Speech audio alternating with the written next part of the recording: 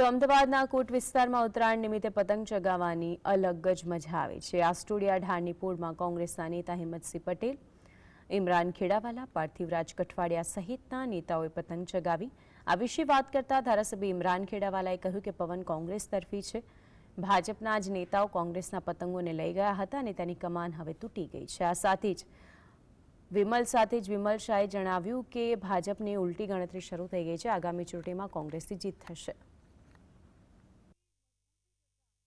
हवा बिल्कुल हमारा तरफनी हवा है। अत्यारे समग्र शहरना अंदर ने गुजरातना अंदर जे प्रमाणेनु अत्यारे हवा अनेक दिशा बदलाई रही है।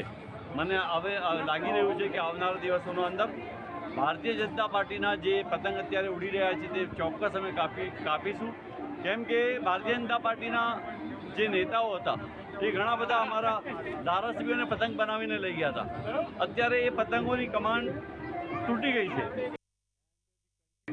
समग्र परिवारजनों रोड पर नहीं जमीन पर धाबा पर पतंग उत्सव आनंद लेता हो, ऊंधिया जलेबी लिज्जत माणता हो, तलना लाडू खाता हो अने भक्ति भाव श्रद्धा साथे पण आजे सूर्य मकर राशि अंदर प्रवेशतो होय त्यारे एनी ऊर्जा शक्ति ए पण आपणा सौ माटे मानव जगतना कल्याण माटे पण आजे एमना आशीर्वाद मळता होय।